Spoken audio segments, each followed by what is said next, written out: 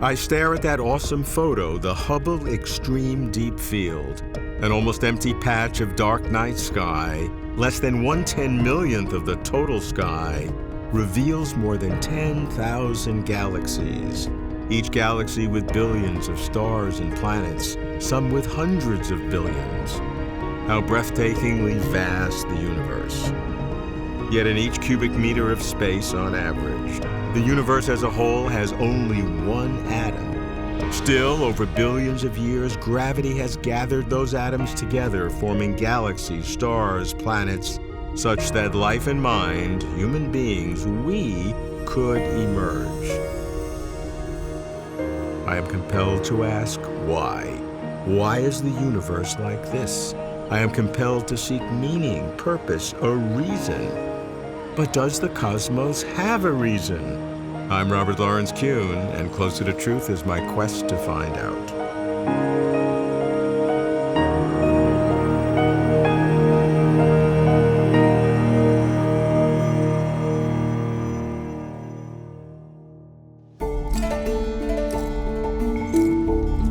It is human nature to seek meaning, purpose, a reason. We cannot do otherwise. This does not mean, of course, that there is meaning, purpose, or reason, but it's a place to start.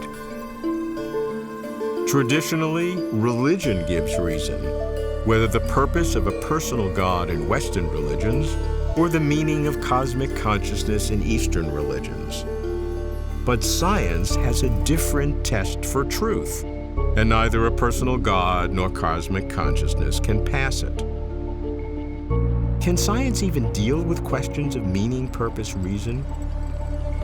I begin with a physicist who thinks hard about the deep implications of science, the author of books about frontiers of knowledge and the future of science, Michio Kaku. Michio, here we are, scientists, human beings, who seem to have our hands on the fundamental nature of reality. Quantum physics at the smallest area, general relativity, and all the remarkable discoveries of cosmology, seeking a final theory. We're getting very close to really understanding it. Is there any meaning to all of this? Is there any reason? Can we ask the why question? Well, I think it is legitimate to ask the why questions because in some sense, our role in the universe, where do we fit in this larger scheme of things? That's the ultimate goal of science itself. Now, remember that there's conflicts. When Galileo, for example, turned his telescope to the heavens, people immediately asked him, where's heaven? The purpose of life is to live a good life to go to heaven. That's why we are here. That gives us meaning to go to heaven. And they asked Galileo, where is heaven? And Galileo looked. And he looked, and we're still looking, and we see no heaven out there. And so science forces us to push back the boundaries of what we know, where we are in the scheme of things. And I think it's a good thing, because I think we know where we stand with regards to the much larger universe. Some people say, well, if you're so smart, you physicists know so much, is there a unified theory of happiness? Is there a unified theory of meaning to it all? Well, I personally don't believe that there is an equation out there written in the sky which says, this is it, folks. This is the meaning of the universe. This is what you've been struggling for. I don't see that. However, I do see the search for a theory of everything illuminating how we fit into the larger scheme of things, our role in the universe. But then people say, but that's not what I want to know. I want to know, what's in it for numero uno? What's my meaning in life? And I tell people the following. It's too easy to have meaning just plop down from the heavens onto our lap. We have to work for it. We have to create our own meaning. It's a process of self-discovery. Now, for me, example, I tend to think that all of us are born with certain talents, certain abilities, and we have to reach the maximum of our capabilities and potential. Why? To make the world a better place. That doesn't mean that the trumpets are blaring when I make that statement. But for me, this is my purpose in life. Well, certainly, whatever your purpose is, it now must conform to the laws of physics. That's a given.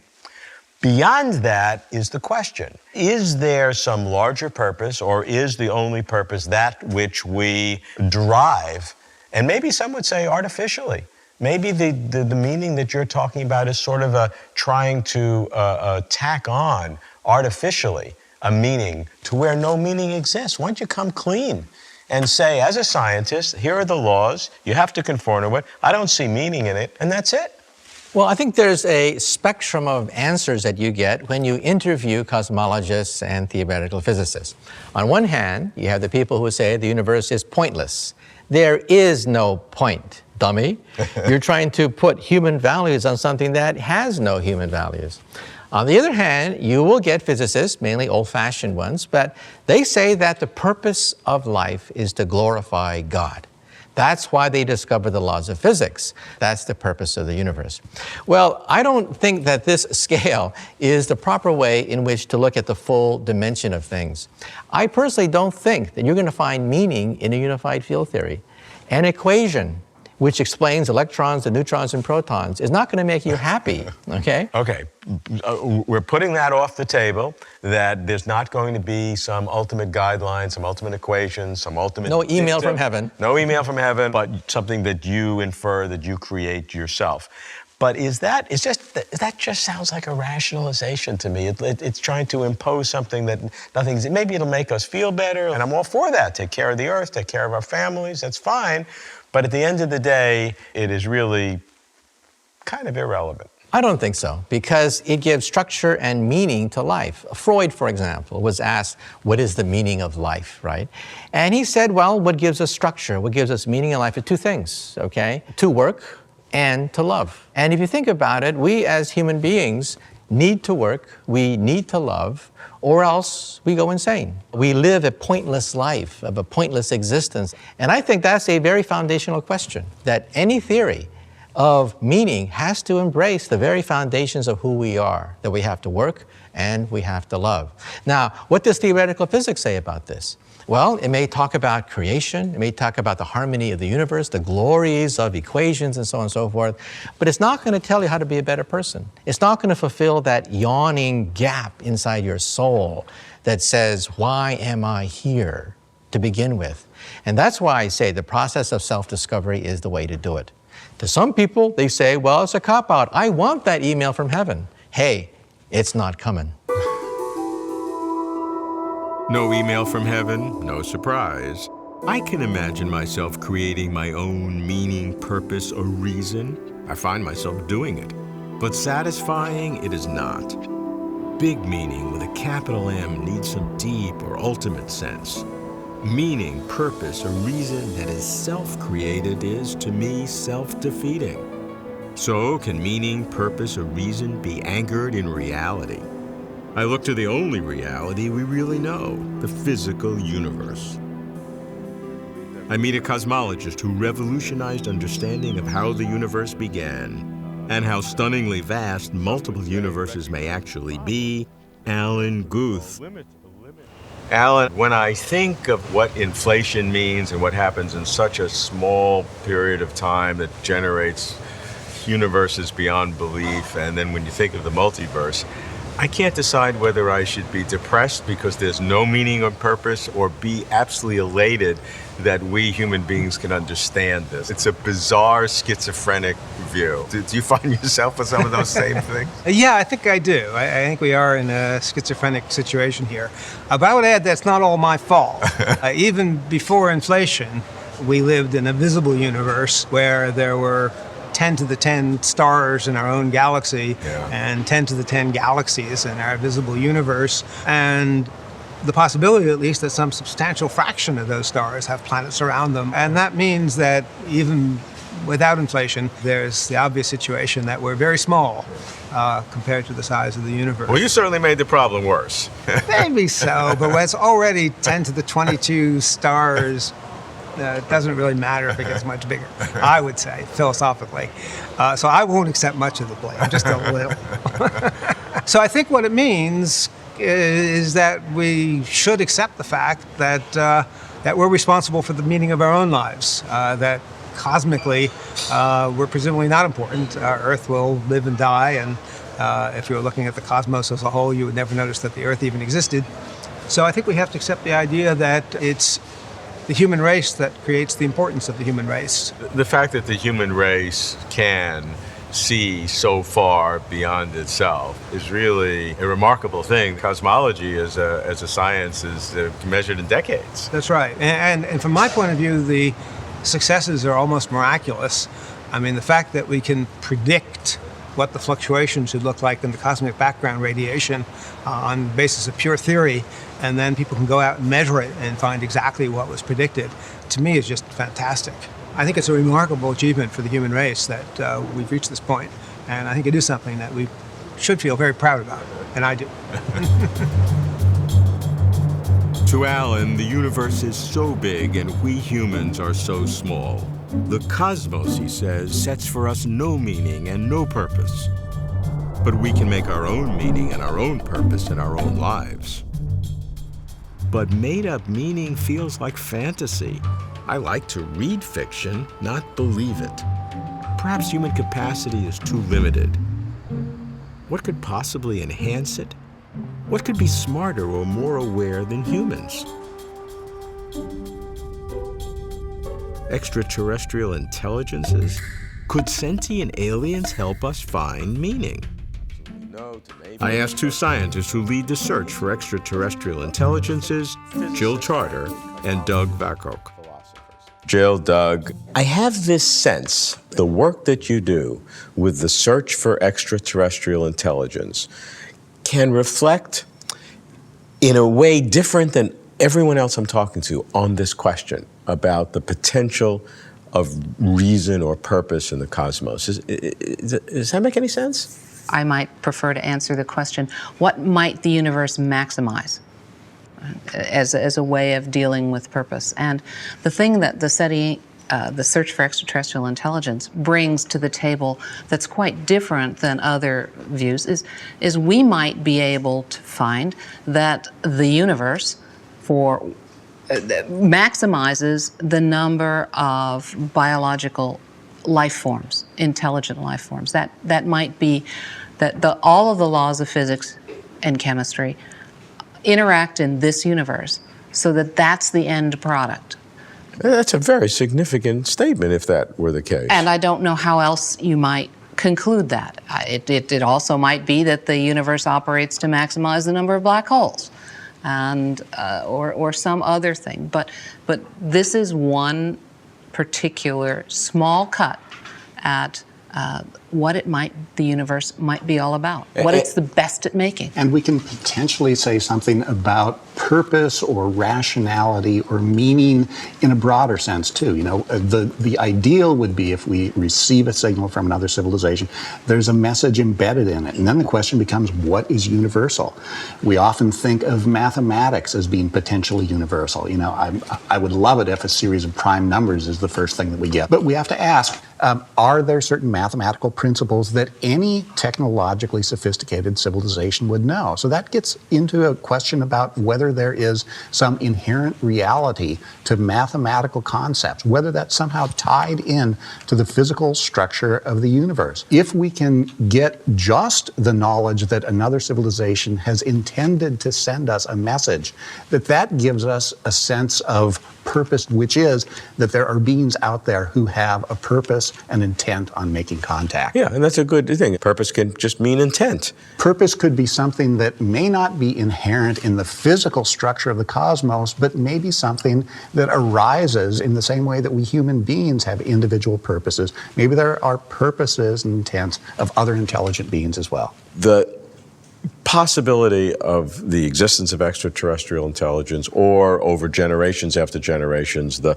lack of finding it. How would either of those answers reflect on our understanding of purpose in the universe? Let's take the lack of other intelligent species. I think it would be a very intriguing problem to understand how chemistry, which seems to be a deterministic process, Yes.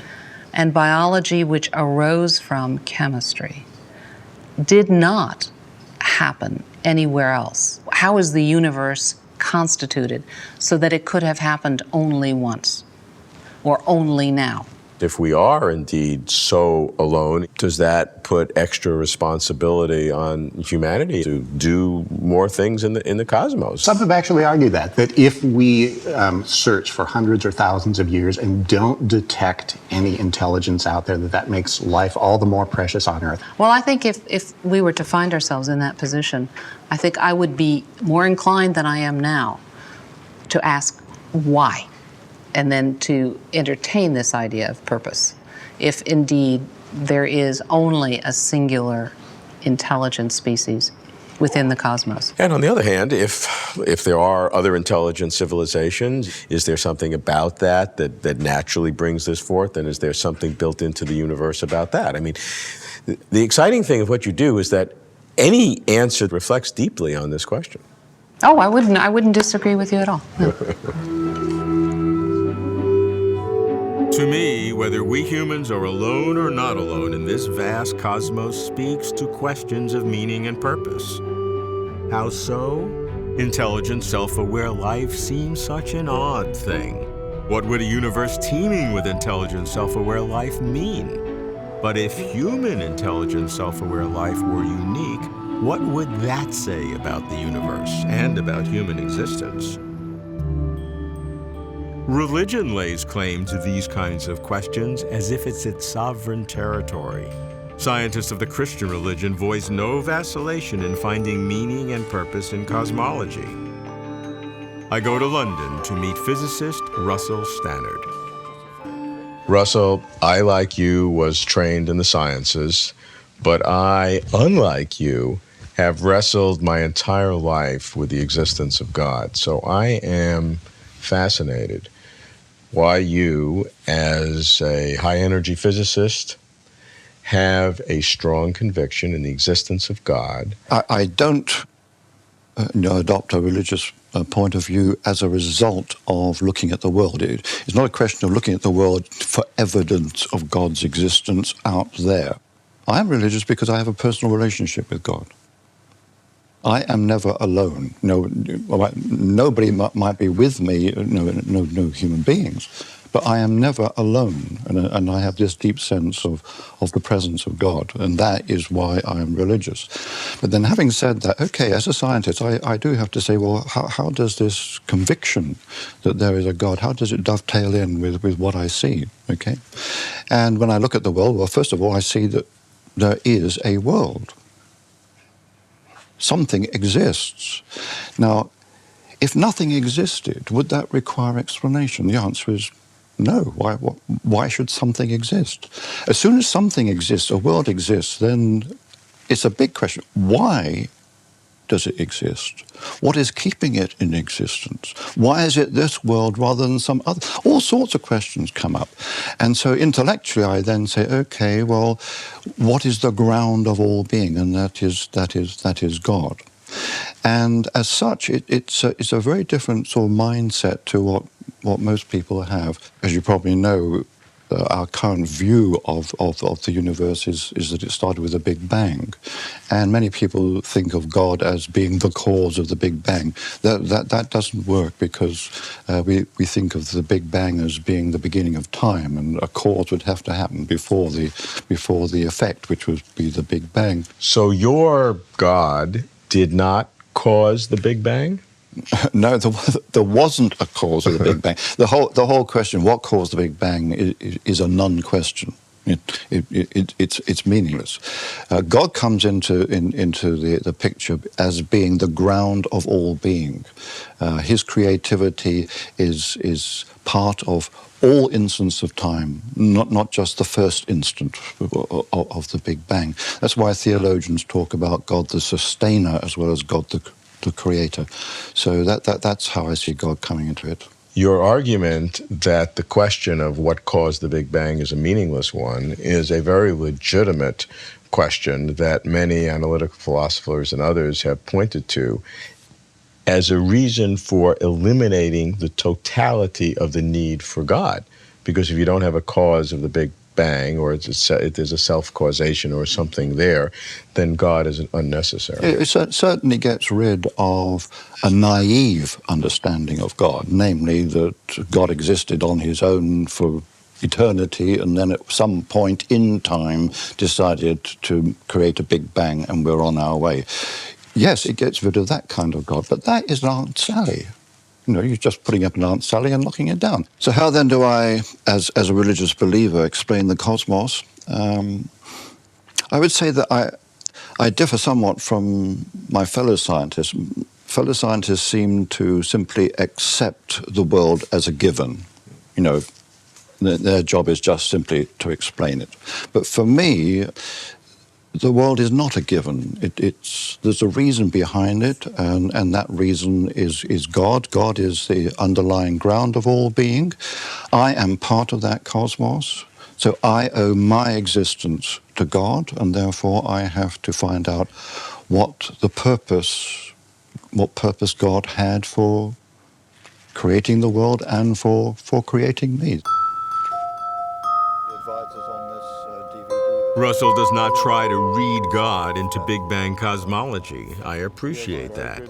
He starts with his personal relationship with God, then has God as the reason for the existence of everything, and only then does he see God as consistent with scientific cosmology.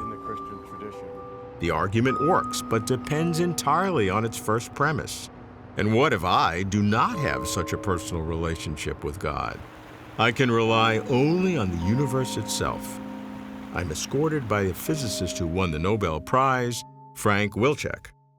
I think cosmology doesn't necessarily supply meaning, but it definitely supplies insight. You might have thought, and people did think, that the universe was the unfolding of some narrative, that it had maybe even a moral to the story. But that's not the way it seems to work. What we see in cosmology is the unfolding of magnificent but cold, abstract equations. You might have also thought, and people did think, that mankind occupied a very central place in the universe.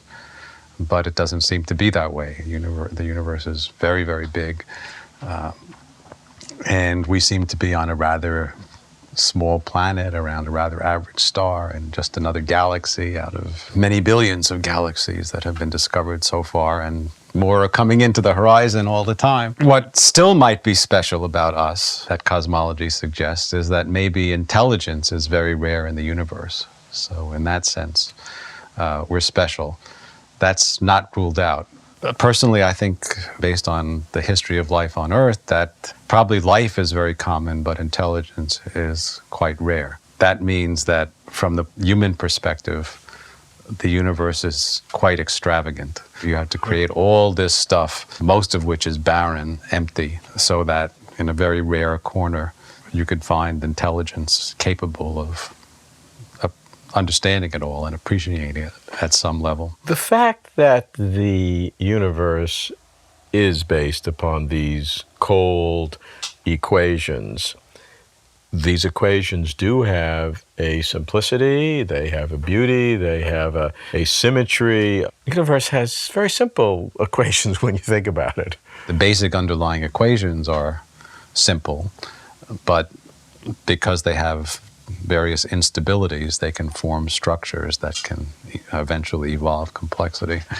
But does that simplicity of the underlying equations give some special insight into what it's all about? If so, I don't know what it is. It seems to be more negative. The different hypotheses about the meaning of life that have seemed very plausible to people in the past come to seem much less plausible when you realize that the underlying structure is mathematical. Most scientists see no reason for the cosmos. Many would dismiss why questions when applied to the entire cosmos as irrelevant and perhaps meaningless. But they say we can make up our own meaning. It's nice to make up our own meaning. Invent satisfying, stimulating reasons for life and living. But isn't making up meaning like a kind of drug? You feel good for a moment. But because it does not reflect reality, it may in fact distort reality. Some see reflections of their religious beliefs. Just a hunch, but the ET question might provide insight. Whether intelligent life in the universe is plentiful, rare, or wondrously unique to us, each its own clue of what the universe is all about. Some scientists look to mathematics, not meaning, as the foundations of the cosmos. Here's what nags me. Even if the underlying structure of the cosmos is mathematical, is it a lucky coincidence that the deep way the world works is so comprehensible? It takes more than luck to get closer to truth.